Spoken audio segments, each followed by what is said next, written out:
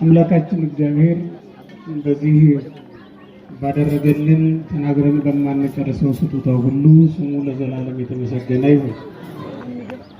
እግዚአብሔር ለምን ዝም ይላል በሚል ርዕስ ለጥቂት ጊዜ እኔ አስተምራለሁ። በኋላ ግን ሰፊውን ጊዜ ታላቁ የቤተ ክርስቲያናችን ሐዋርያ ብፁዕ አባታችን አቡነ አብርሃም የሚያስተምሩን ይሆናል። እግዚአብሔር እስኪ በሉላችሁ ለምን ዝም ይላል? የዳዊት መዝሙር 83 ቁጥር 1 ጀምሮ ያለውን ቃል መነሻ አደርገዋለሁ። የቅዱሳን አምላክ እግዚአብሔር ከሁላችን ጋር ነው። ነብዩ ዳዊት እንዳለው እግዚኦ መኑ ከማከ ይታረም ወይትጸመም እግዚኦ ስመናሁ ወቡ ጻርከ ወአንሱ ሪሶሙ ጸላይትከ። አቤቱ እንዳንተ ያለ ማን ነው? ለምን ዝም ትላለህ? ለምንስ ወገኖችን ቸል ትላለህ? ጠላቶች ራሳቸውን ከፍ አደረጉ፣ በሕዝብህም ላይ የሽንገላ ቃልን ተናገሩ የሚል የትንቢታዊ ዝማሬን በእግዚአብሔር ፊት አቅርቦ ነበር። ስደተኛውን እስራኤልን ዛሬ ስናስብ የእግዚአብሔር ቤተሰቦች አብረን የምንመለከተው የእግዚአብሔርን ዝምታ በእስራኤል ላይ ይታያል። እግዚአብሔር በእውነት ዝም ይላል? አንደበትን የፈጠረ እግዚአብሔር አይናገርም? ጊዜው ሲደርስማ ድንጋይንም ያናግረዋል። ጊዜው ሲደርስ ሰማይም እንዲናገር ምድርም እንዲመሰክር ያደርጋል። ነገር ግን እግዚአብሔር ዝም የሚልበት ጊዜ አለ ማለት ነው። ዝም ይላል። እግዚአብሔር ስነ ፍጥረትን ሲፈጥር በአርምሞ የፈጠራቸውን ፍጥረታት አሉ። እግዚአብሔር መናገር ሲያስፈልግ ወይም ደግሞ መናገር ባለበት ጊዜ ብቻ ይናገራል እንጂ እንዲሁ አይናገርም። በዋዛ በፈዛዛ ወይም ተርታ ነገርን የሚናገር አምላክ አይደለም። ስለዚህ ዝም የሚልበት ጊዜ አለ ማለት ነው። ለምነነውስ ዝም ያለበት ጊዜ አለ አይደል? እግዚአብሔር ነግረነው እንዳልሰማ የሚያዘገይበት፣ ጸሎታችንን ዝም የሚልበት፣ መልስ ሳይሰጥ የሚቆይበት ጊዜ አለው። ስለዚህ እግዚአብሔር ለምንድን ነው ዝም የሚለው? ነቢዩ እንዳለው ለምን ዝም ትላለህ? የቅስቀሳ የወቀሳ ቃል ይመስላል ነቢዩ የሚናገር።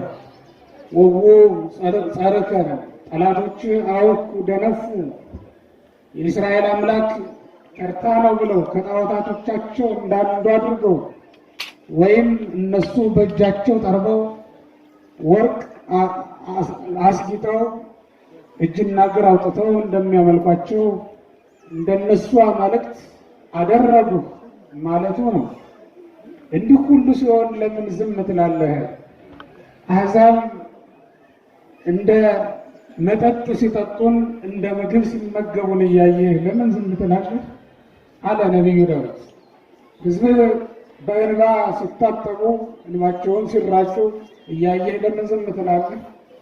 የተራቡት በምድረ በዳ ኃይል አጥተው ጉልበት አጥተው ወድቀው ሲቀሩ ለምን ዝም ትላለህ? አመፀኛ ነገስታት ህዝቡን አስገባሪዎች ነገስታት ህዝቡን በአመፅ ሲገዙት የባርነት ቀንበርም ሲያከብሩበት እያየህ ለምን ዝም ትላለህ ነው የዳዊት ጥያቄ።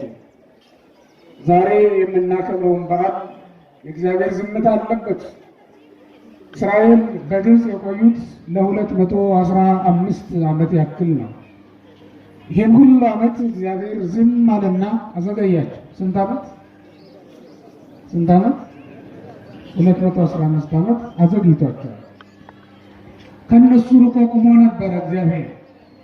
በተለይ ለጥቂት ጊዜ በዮሴፍ አድሮ ቢመግባቸውም በኋላ ግን ከነሱ ርቆ የቆመ ይመስላል እግዚአብሔር።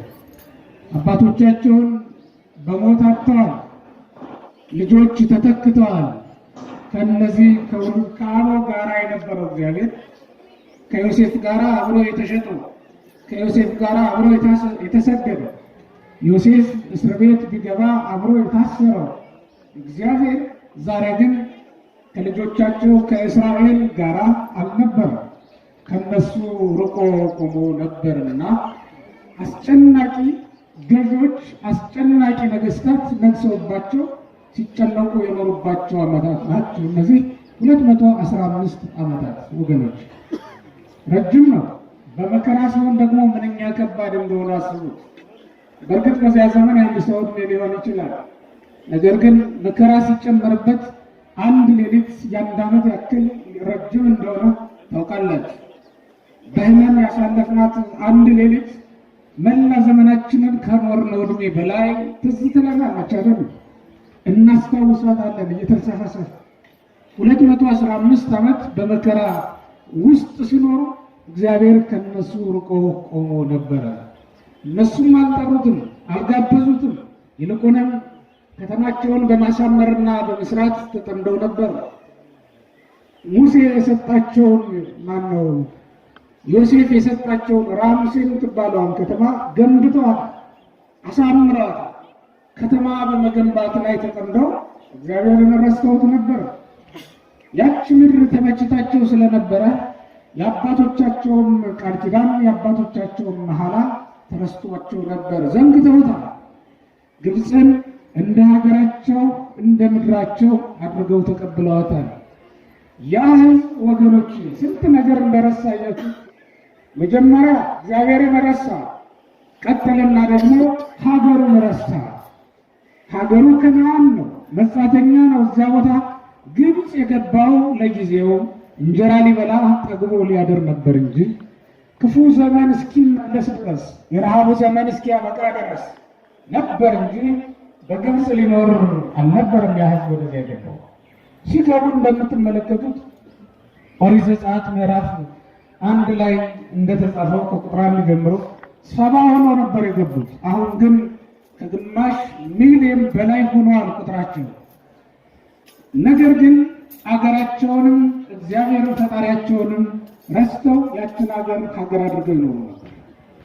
ሆዳም በበላበት ያድራል። እንቅልፋምና ሆዳም ወገኖች፣ እንቅልፍና ሆድ ማብዛት ባሉበት መቅረትን ያስከትላል። እንቅልፍ የጸናበት ሰው የተቀመጠበት ላይ ነው ወድቆ የሚቀረው።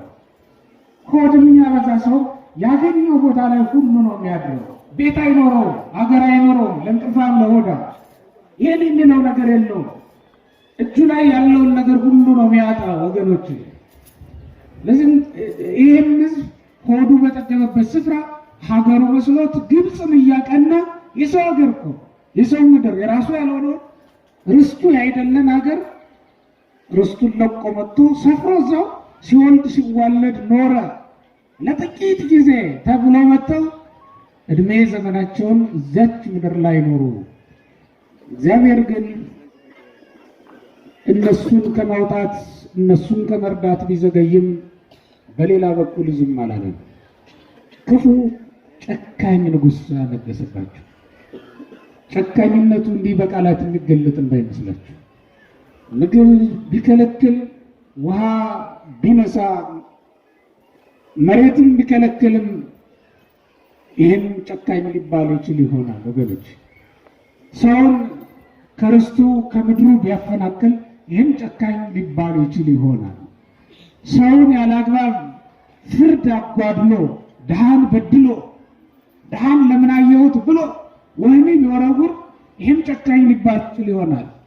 ግን እንደ ፈርዖን ጨካኝ ሴቶቹ የማህፀናቸውን ፍሬ ወልደው መታቀፍ አይችሉም ነበር በንጉሱ አዋጅ ምክንያት። ወንድ ልጅ ሲወልዱ ሴቶች እየታነቀ በተወለደባት ዕለት ይገደልባቸው ዘንድ አዋጅ ተነግሮ ነበር። ወንድ ሲገድሉ ምንጊዜም ግደሉባቸው ተብሎ አዋጅ ወጥቶ ነበር። በምድሪቱ ላይ እንዳይበዙ ብዙ መላ አድርገውባቸው ነበር። ህዝቡ ሁሉ ተማምሎ ግብፃውያን ጠላቸው፣ ናቋቸው፣ አዋረዷቸው። ያችን ከተማ የገነቡ እነሱ ናቸው። በእርግጥ ራምሴ ጋምሴ ታላላቅ ከተሞችን ገንብተዋል። በጡብ በጭቃ ሰርተዋል ፒራሚዶች። ዛሬም ድረስ ግብፅ የምትመካባቸውን ቅርሶቿን ገንብተዋል። ነገር ግን እኒህ ሰዎች ላይ ጨከኑባቸው። እየናቋቸው ሀገራቸው አልናፈቃቸውም። እየተጸየፏቸው ከነዓን ትዝ አላላቸው። ምክንያቱም እነሱ ሆዳቸው የሞላበትን ያንን ሀገር ያንን ከተማ ገንብተው የራሳቸው አድርገው መኖር ነው የሚፈልጉት። ስለዚህ ከነዓን መመለስ አላሰቡም ነበር። እግዚአብሔር ለምን ከነሱ የራቀ ይመስላችኋል? እግዚአብሔር ለምንድን ነው ረድኤቱን ከነሱ ያራቀው? ጨቅላ ልጆቻቸው እየታነቁ በባህር ሲጣሉባቸው፣ በገደል ሲወድቁባቸው፣ ዋይ እያሉ ልጆች ሲሞቱ እግዚአብሔር እነሱን ግን ቀኑን አስረዘመባቸው። የመከራውን ቀን በጌታችን በተወለደበት ወራት ሄሮድስ ሕፃናቱን እያነቀ ቢገድላቸው የ2 ዓመትና ከዚያ በላይ የሆኑ ሕፃናት ከዚያ በታች ያሉ ሕፃናትን እያነቀ በሰይፍ ቢያርዳቸው እግዚአብሔር ቶሎ ነበር የፈረደው። 3 ዓመት ከመንፈቅ ብቻ ነው ሄሮድስ መቆየት የቻለው ነበር። የዚያን ጊዜውን ግን አዘግይቶታል እግዚአብሔር። ለስንት ዓመት ነው ያልኩት? ለ215 ዓመት አዘግይቶባቸዋል። እነሱም ግን ከማመን የዘገዩ ነበሩ። እነሱም ግን በአባቶቻቸው መንገድ ከመሄድ የዘገዩ ነበሩ። እነሱም ግን እንባቸውን ወደ ሰማይ ከመርጨት የዘገዩ ነበሩ። ለዚህ ነው እግዚአብሔር የዘገየው፣ ዝም ያለው። ክፉ ነገስታትን እያስነሳ ሀገራቸው እንዲናፍቃቸው ቢያደርጋቸው፣ ቢቀሰቅሳቸውን በመከራ በልዩ ልዩ ጸዋቶ መከራ ቢቀሰቅሳቸው ዝም ብለው ነው የኖሩት። ተመችቷቸው ግብፅ ተመችቻቸው።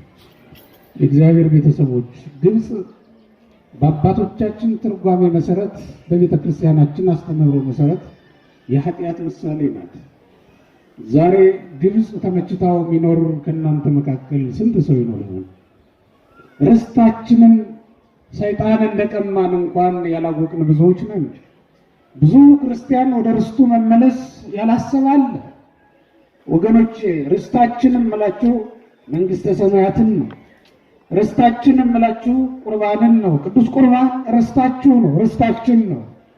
ርስታችን የምንላት ንስሐ ናት። በየጊዜው የምንወለድባት የመንፈስ ቅዱስ ማኅፀን የሆነችው ንስሐ።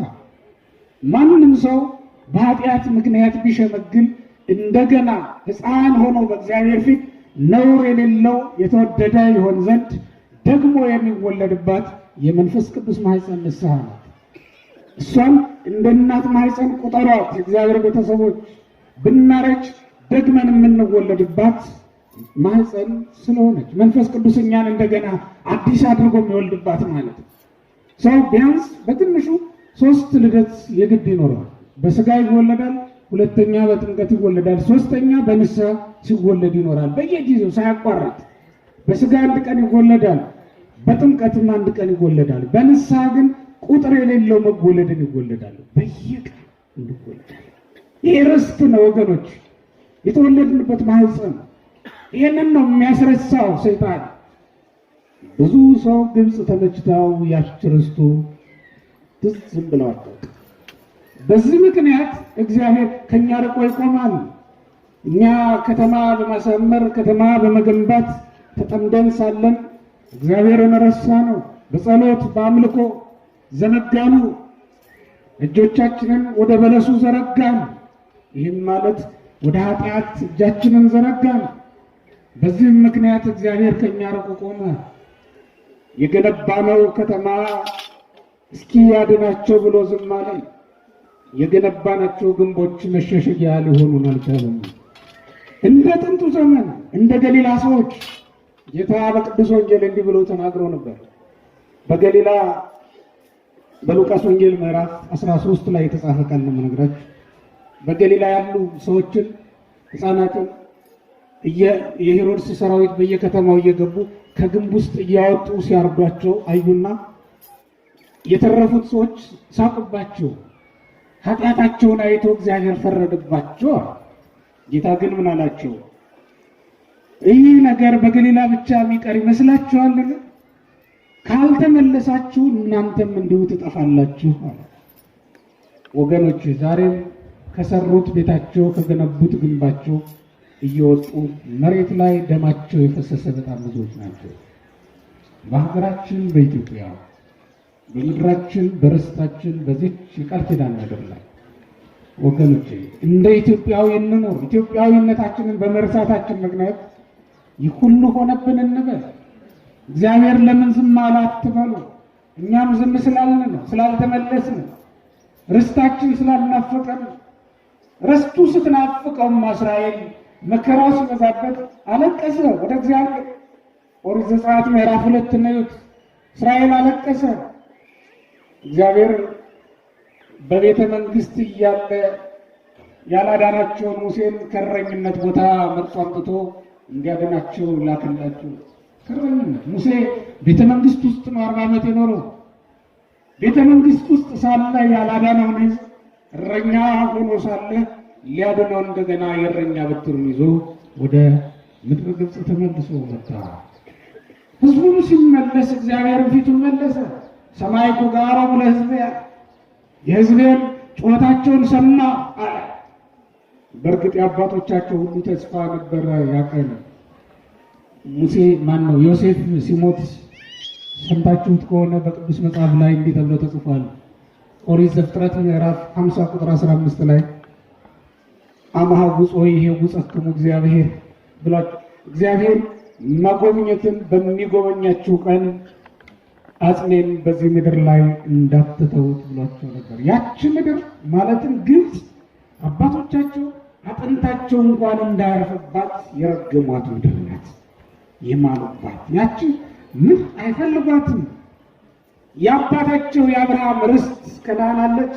አብርሃም የተመራት በእግዚአብሔር መሪነት ዓይን ያየውን ሁሉ ሰጥቻለሁ ተብሎ ከእግዚአብሔር በቃል ኪዳን የተቀበላት በኋላም ክርስቶስ የሚወለድባት እንደ ሕፃን የሚድህባት በኋላም ተሰቅሎ ሞቶ ደሙን አፍስሶ የሚቀበርባት ያቺ ቅድስት ምድር እየናፈቀቻቸው ግብፅ መቅረት አልፈለጉም። የእግዚአብሔር ሀገሩ ይሏታል ሊቃውንቱ።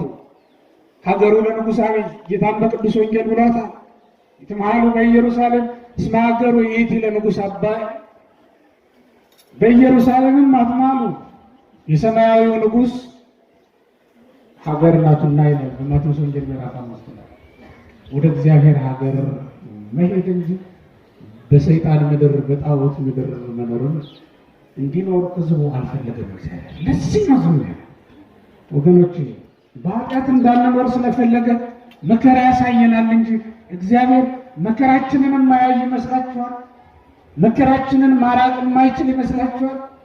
እንድንመለስ እንባችንን ወደ እሱ እንድንረጭ ንስሐ እንድንገባ እግዚአብሔርን አጥብቀን እንድንለምነው እግሩ ስር ወድቀን አንለቅህም አድነን፣ ካንተ በቀር የሚፈውሰን ተሰብረናል፣ ካንተ በቀር የሚጠግነን የለም እንድንል ነው እንጂ በእውነት እግዚአብሔር ዝም ብሎ መከራ የሚያይ ይመስላችኋል?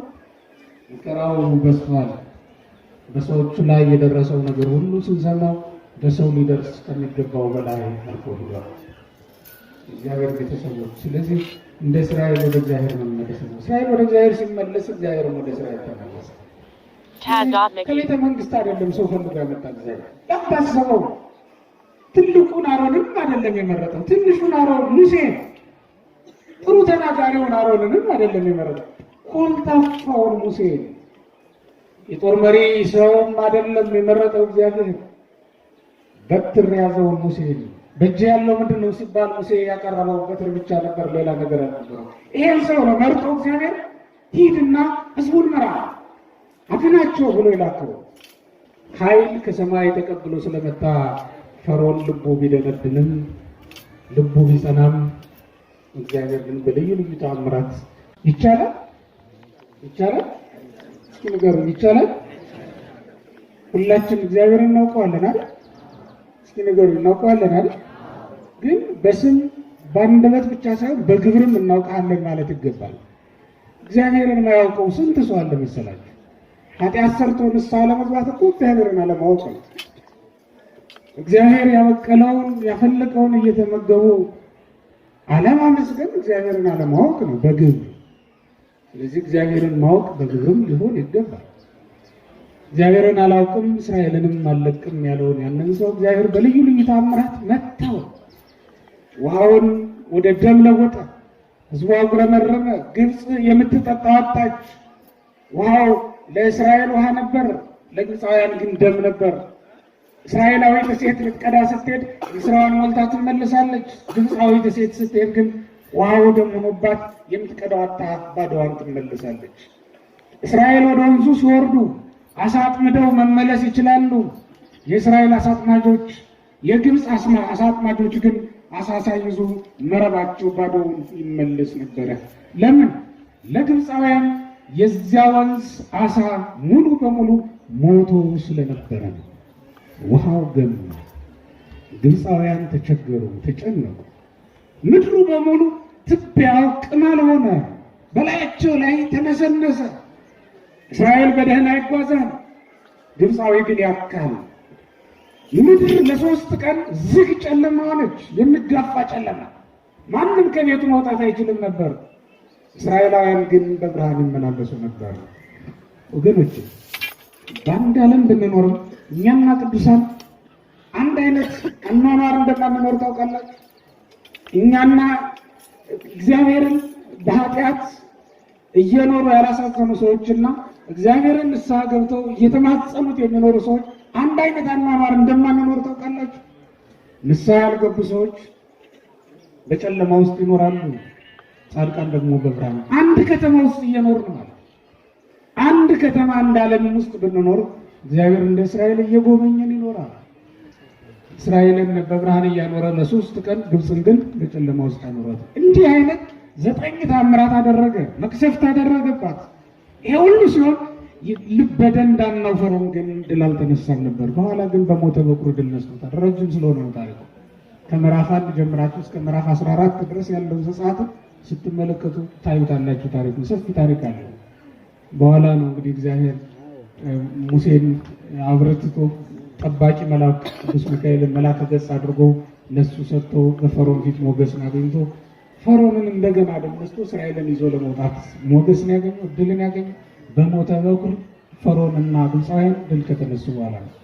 ከወጡ በኋላም እንኳን ተከትሎ ሄዶ ነበር። እንደምታውቁት ደርሶባቸዋል።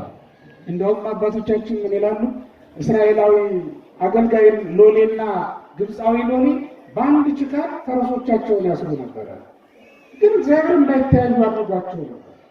አንድ ማሰሪያ ላይ ፈረሳቸውን እያሰሩ አንድ መስክ ላይ ከብት እያቆሙ አይተያዩም። በደመና ጋርዶ እስራኤልን ይጠብቃቸው ስለነበረ ፈርዖን እንዳይዛቸው ያያቸዋል። ሩቅ ይመስሉታል፣ ግን አጠገቡ ናቸው። እንዲህ እያለ በፈረስ የሄደ ይመስለው ነበረ፣ ግን አይሄድም ነበር። የተጓዘ ይመስለው ነበር፣ ግን አይጓዝም ነበር። ተጓዝን መስሎን ብዙ ቀን ተጓዝን ወገኖች። የሄድን መስሎን፣ የገፋን መስሎን፣ ያደግን መስሎን ብዙ ነገር አደረግን፣ ግን ቁልቁል ወረድን እንጂ አላደግንም። እግዚአብሔር ካላሳደገን ካላስኬደን በስተቀር እንዴት እንሄዳለን? እንዴት እናድጋለን? ከዚህ በኋላ ነው እንግዲህ በኋላ እግዚአብሔር ባህሩን ከፍሎ ሲያሻግራችሁ እስራኤል በደህና ተሻግሯል። በእርግጥ እስራኤል አመፀኛ ሕዝብ ነው። ባህር ከፍሎ እግዚአብሔር ተሻገርም ሲለው እንዲህ ብሎ ነበረ፣ ፈርቷል። 12ቱ ነገድ በየነገዱ ነው የሚሄዱ። መጀመሪያ ነገደ ሮቤል ይሄዳል። ነገደ ብንያም የሚባል የመጨረሻው ልጅ ስለሆነ በመጨረሻ ይሄዳል። ነገደ ብንያም ከኋላ ስለነበር ሕዝቡ ለምን ቆመ ብሎ ሲጠይቅ ባህር ተከፍሎላቸው እለፉ ቢባሉ ተመልሶ እንደገና ቢያሰጥመንስ ብለው ፈርተዋል። ዋው እኮ እንደ ግድግዳ ቆሞ እያዩ እንዲህ አይነት አመፀኝነት አለ በእውነት ወገኖች። እንዲህ አይነት ልክ እግዚአብሔር በባህሩ መካከል መንገድ አውጥቶ እያሳያቸው እንኳን አያምኑም ነበር። ብንያም ያንን ሲሰማ ጌታዬ ውሃ እንደ ግድግዳ ቆሞ ታምር አሳይቶ በባህር መካከል መንገድ አውጥቶ እለፍ ቢለኝ እጠራጠረዋለሁ ብሎ ከኋላ መጥቶ ቀደመና ሮቤልን፣ ሌዊን፣ ይሁዳን ሌሎችንም ደቂቀ እስራኤል ቀድሞ ሌዊ ማነው ብንያም ተሻገረ። እሱን አይተው ነው ሌሎቹ የተሻገሩት። እንደውም ለሚዳው የብንያም ወዛ ባህሪ ነው። በዚህ ምክንያት ያነሳሷል። በዚህ ምክንያት እቺ እንደ ውለታ ተቆጥራለች። ነገደ ብንያም መንግስት መጀመሪያ የቀመሰ መንግስት የተሰጠ ለብንያም የመጀመሪያው ንጉሥ ለእስራኤል ሳኦል ከነገደ ብንያም። ለዚች ውለታው አንድ ሰው ብቻ ነው የነገሰ። ምክንያቱም ትንቢት የተነገረው ለይሁዳ ባለቤቱ ይሁዳ ነው ለመንግስት። ግን በዚያች ቀን እግዚአብሔር ስለተጠራጠረውና አላርፍም ብሎ አልወሰነ ደግሞ እሱም አብሮ ተቀጥቶ በዚህ ሁኔታ እግዚአብሔር ባህር ከፍሎ እስራኤልን አሻግረዋል። ፈርዖን በተከፈተው መንገድ እገባለሁ ብሎ ተከትሎ ሲሄድ ግን ጉድ ፈላ። ውሃው ተመልሶ ወደ ነበረበት ቆመ። እግዚአብሔር አዞታል። ውሃው ሲመለስ ፈርዖንና ግብፃውያን ጠቅልለው እዛው ቀሩ። ያ የግብፅ ትዕቢት ውሃ በላ። ያ የደነደነ የፈርዖን ልብ ውሃ አጣ። እዚያው ቀረ ሁሉም ነገር። የእግዚአብሔር ቤተሰቦች ትዕቢተኛው ከትዕቢቱ ዝቅ ሊል ይገባዋል። ባለጸጋው በሀብቱ አዋቂም በእውቀቱ ሊታበይ አይገባውም። ትዕቢትንም ሌላውንም ክብርንም ውበትንም ሌላውንም ሁሉ እግዚአብሔር በሞት ይሽረዋል። እስራኤልን ግን አሻግሮ እግዚአብሔር ሲበው ተብሎ ዛሬ በታላቅ ምስጋና በእስራኤል አንደበት በሙሴ መሪነት የተመሰገነበት ዕለት ነው። የአባቶቻችን አምላክ እግዚአብሔር ትናንት እስራኤልን ዝም ብሎ ቢያዘገያቸውም ቅሉ ንስሐ ገብተው ሲለማመጡት ሲማጸኑት ግን ወደ እነሱ ተመልሶ ከመከራ እንዳወጣቸው የመከራውን ቀንበር እንዳራቀላቸው ሀገራችን ኢትዮጵያንም ከሐሳር ወደ ክብር ከትህትና ወደ ልዕልና እንዲያሸጋግረልን ቅዱስ ፈቃድ ይሆንልን። ወገኖች ቤተክርስቲያናችንን ጭምር እያሰባችሁ የእናንተ ርስት ቤተክርስቲያን ናት። ወደ ርስታችሁ ወደ ቤተክርስቲያን ወደ መንግስተ ሰማያት መመለስ ይገባናል። ልክ እንደ እስራኤል ማለት ነው። ያውም ዓለም ላትወደን እኮ ዲያብሎስ ላይወደን መቼም ቢሆን የሚወዱትን የሚቀርቡትን እኮ ዲያብሎስ የበለጠ ስቃይን የሚያጸናባቸው ደዌ የሆነ አንዳንዶችን ሲጥላቸው፣ አንዳንዶችን ደግሞ ሲያፈራግጣቸው፣ አንዳንዶቹን ሀብታቸውን ሲቀማቸው፣ አንዳንዶችን ባልና ሚስት ሲያከፋፍላቸው፣ ሲያለያያቸው አይደለም የሚለው ይሄዱ በየቀኑ ጠንቋይ ቤት ቢገሰግሱ በየቀኑ የሆነውን ነገር ቢያደርጉ ሟርቱን ጥንቆላውን ቢሉ ኑሯቸውን ግን ማሻሻል ያልቻሉ ዓለም ይህን ያክል እየጠላችን እኛ ግን እንወዳታለን። እነዚህ እግዚአብሔር ቤተሰቦች ልክ እንደ እስራኤል እኛ ልባችን ወደ ርስታችን ሊመለስ ይገባዋል። ርስታችን ቤተክርስቲያን እኛን ነው የምትጠብቀውና ለማለት ነው።